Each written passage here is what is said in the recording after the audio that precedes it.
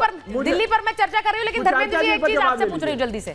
धर्मेंद्र जी, आज चर्चा बजट पर थी, पूरे देश की बात कर रहे थे, लेकिन आपके नेता ने, आपके सांसदों ने बहिष्कार कर दिया।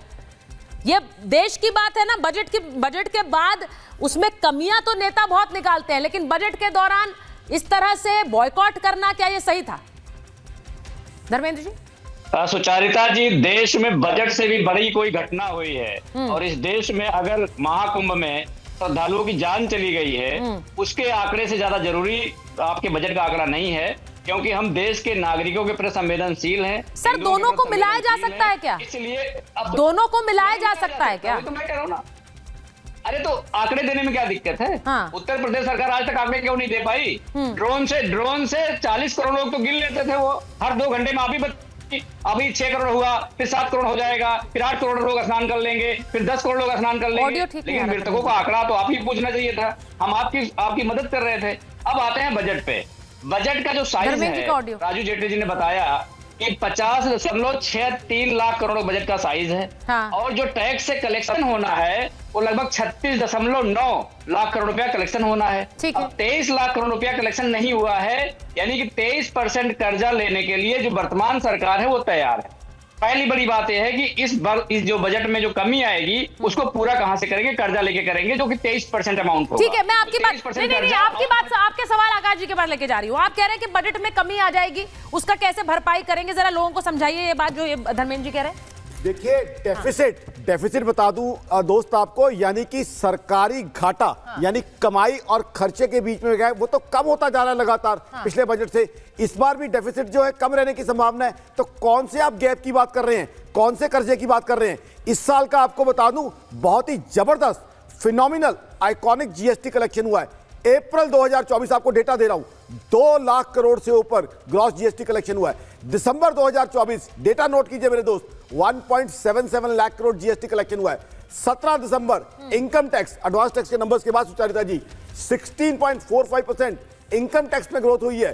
तो टैक्स में तो इतनी ज्यादा ग्रोथ हो रही है, हिंदुस्तान खुशहाल हो रहा है, प्रॉस्परस हो रहा है। तभी तो वॉलंटरली एडवांस टैक्स कब देता है आदमी? वॉलंटरली जब उसकी कमाई बढ़ रही है तब वो एडवांस टैक्स देता है। जीएसटी तब देता है जब वो परचेजिंग करने जाता है, घर के बाहर खर्चा करने जाता है। और जीएसटी आटे दाल पे नहीं, चीजों पे उस पे है जो ऐसी चीजें हैं जो नेसेसिटीज के बाद की चीजें हैं। तो इसका मतलब आदमी के पास खुशहाली है, खुशहाली में खर्चा कर रहा है, इनकम टैक्स दे रहा है, तो कहां ये कर्जे की अच्छा, अब आकाश जी का बड़ा एक सिंपल सा कैलकुलेशन है। उनका ये कहना है कि मिडिल क्लास पैसा खर्च करेगा, तो वो पैसा जो है वो जहां खर्च कर रहा है उससे भी रोजगार भी सृजन हो रहा है, यानी कि एम्प्लॉयमेंट क्रिएशन भी हो रहा है, और उसी के साथ साथ जहां जिन इंडस्ट्रीज में वो पैसा खर्च कर रहा है वहां पर भी एक प्रॉफिट बढ़ रहा है। अब उसका सीधा मतलब, सिर्फ वो दिल्ली की बात नहीं कर रहे हैं परमिंदर जी, लेकिन आप जिस तरह से देख रहे हैं इसे, सीधा दिल्ली के चुनाव में बार बार मिडिल क्लास को लुभाने के लिए आम आदमी पार्टी ने भी बहुत सारी घोषणाएं की।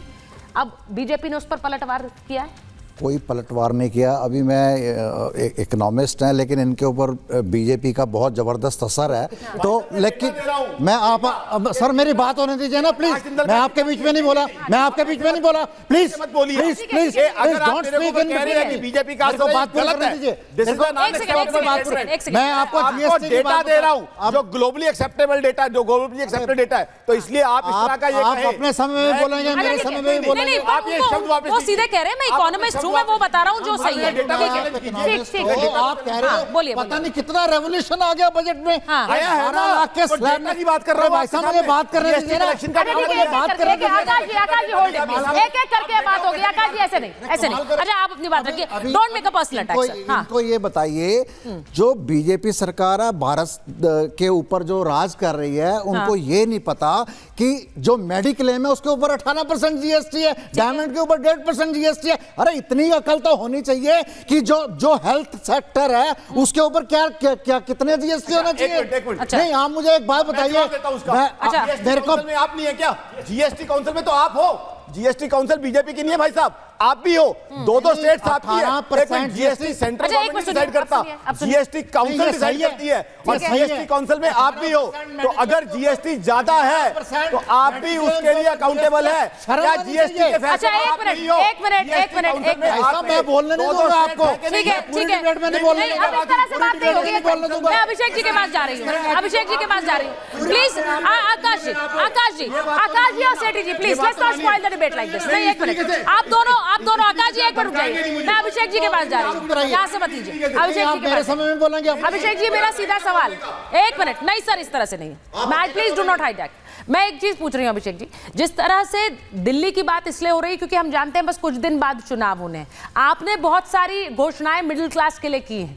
अब ये यहाँ स्टूडियो से एक जो आप सुन पा रहे हैं डिबेट, उसका सीधा सार ये है कि 12 लाख की बात को इतना उछाल दिया गया लेकिन इससे कोई फायदा नहीं। आप क्या आपका भी सेम मत है? मुझे 1 मिनट दीजिएगा अनइंटरप्टेड। हाँ, मैंने प्लीज, किसी के बोलिए। बारे में बोला नहीं, मुझे उम्मीद है मेरे बारे में जी कोई बोलिए, बोलेगा बोलिए, नहीं। प्लीज बोलिए। देखिए, जहां तक ये 12 लाख की बात है, 12 लाख मुझे लगता है जुमला है या छलावा है। अरविंद केजरीवाल जी के इतने प्रेशर के बावजूद इन्होंने 12 लाख का स्लैब लाया तो, लेकिन निर्मला सीतारमण जी करें अगले हफ्ते हम बिल लेकर आएंगे, तब पता चलेगा इसमें क्या क्रियान्वयन होगा, किस तरीके से लागू होगा, कितना छूट मिलेगा, कितना छूट नहीं मिलेगा। तो इससे पता चलता है दिल्ली की जनता के साथ ये भेदभाव कर रहे हैं, मिडिल क्लास के साथ छलावा कर रहे हैं, ये पूरी तरीके से धोखेबाजी कर रहे हैं। नंबर 1। नंबर 2, अभी राजीव जी विकसित भारत की बात कर रहे थे। सुचारिता जी, आप पढ़ी लिखी पत्रकार हैं, देश की बड़ी पत्रकार हैं, आप एक बात बताइए, क्या किसी देश का परिकल्पना किया जा सकता है क्या उसकी एजुकेशन बजट कट करके और उसके हेल्थ का बजट कट करके? तो भारतीय जनता पार्टी ने एजुकेशन बजट कट किया और हेल्थ बजट कट किया।